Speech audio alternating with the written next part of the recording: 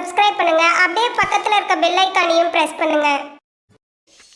ரிஷபராசி ரோகிணி நட்சத்திர சனி பயிற்சி பலன்கள் 2025 முதல் 2027 வரை. வருகின்ற 29ஆம் தேதி மார்ச் மாதம் 2025 சனி பகவான் பெயர்ச்சி பெறுவார்.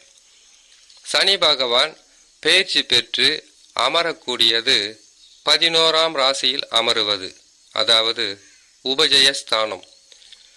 உபஜயஸ்தானத்திற்கு உண்டான அர்த்தம் என்னன்னு கேட்டீங்களேனாக்கா, இரட்டிப்பான வருமானத்தை பெறுவது, இதனால் வரையில் இல்லாத வளர்ச்சி பாதையில் வாழ்க்கை என்பது செல்வது, தொட்டது துலங்குவது, கேட்டது கிடைப்பது, நினைத்ததை சாதித்து காட்டுவது. இத்தனையும் நடந்துடுமா? அவ்வளோ பெரிய நல்ல இடத்துக்கா சனி பகவான் வர்றாருன்னு கேட்டீங்கன்னாக்கா, கட்டாயமாக சனி பகவான் 11ஆம் ராசியில் அமரும்போது இப்படிப்பட்ட நற்செயல்களை செய்வார். சனி பகவானுக்கு மிகவும் உகந்த இடம் சொன்னா அது 11ஆம் ராசியில் அமருவது தான். 30 ஆண்டுகளுக்கு ஒரு முறை 11ஆம் ராசியில் சனி பகவான் அமருவது என்பது ஒரு அதிர்ஷ்ட காலம், யோக காலம்.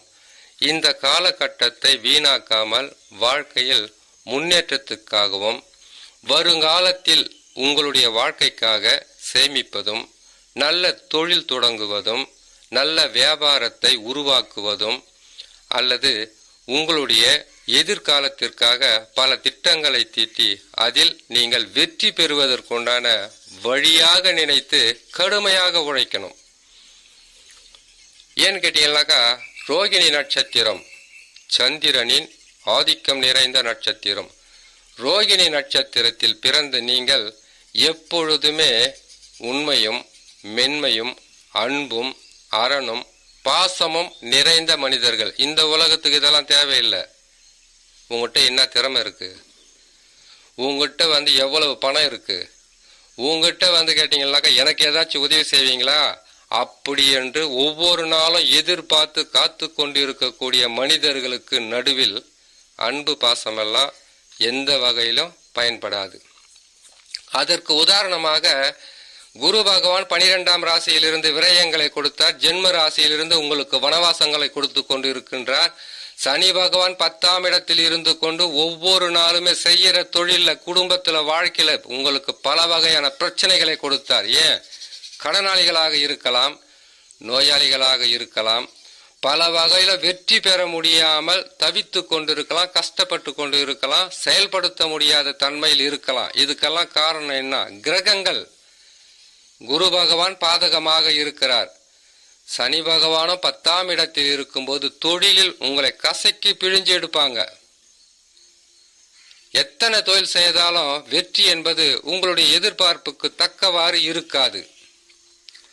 இந்த சூழ்நிலை முற்றிலும் மாறுபடும், அனைத்தும் வேறுபடும். வெற்றி என்பது உங்கள் வாசல் படியில் நிற்கும். அதை நீங்கள் எப்படி வெற்றி பெறுவது என்பதை நீங்க தான் முடிவு செய்யணும். ஏன்னு கேட்டீங்கன்னாக்கா, ரோகிணி நட்சத்திரத்தில் பிறந்த உங்களுக்கு ஆரம்ப தசா சந்திர தசா, அடுத்ததாக வருவது செவ்வாய் தசா, அதுக்கு அடுத்ததாக வருவது ராகு தசா, அதற்கு பிறகு குரு தசா, சனி தசா என்று மாறிக்கொண்டே இருக்கும். இப்பொழுது எந்த தசா நடந்து கொண்டு இருக்கிறது உங்களுக்கு என்பது எனக்கு தெரியாது. ஆனால் ரிஷபராசி ரோகிணி நட்சத்திரக்காரர்களுக்கு சனி பகவான் 11ஆம் ராசிக்கு வந்து விட்டார்.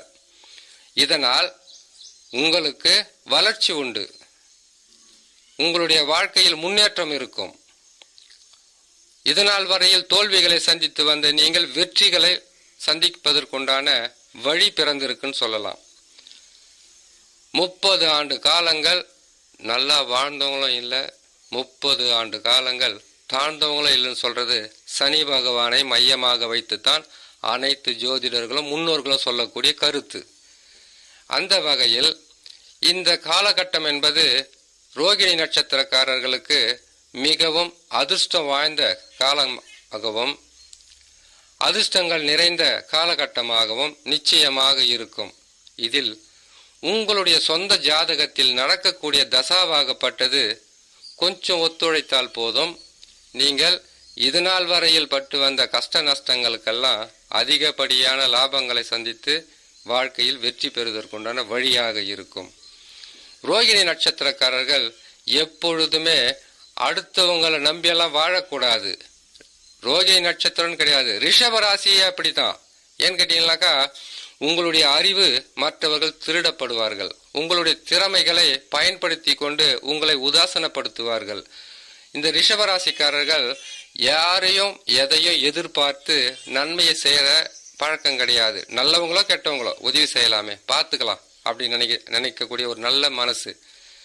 நல்லவங்களை இந்த நாட்டில் வாழ விடுவாங்க? வாழ விட மாட்டாங்க. ஆகையால உங்களுடைய திறமைகளும் உங்களுடைய அறிவாற்றலும் அது நீங்களாகவே பயன்படுத்தி வெற்றி பெற மாதிரி போயிடுங்க. நீங்கள் மற்றவங்களை நம்பி வாழ்ந்தீங்கன்னாக்கா கடைசியில் உங்களுக்கு அவங்களால நம்பிக்கை ஏமாற்றங்களும் துரோகங்களும் செய்வாங்க. அது எந்த உறவாக இருந்தாலும். ஏன்னாக்கா ரிஷபராசியில் சந்திர பகவான் உச்சம் பெறுவார், சுக்கிர பகவான் ஆட்சி அமைப்பார்.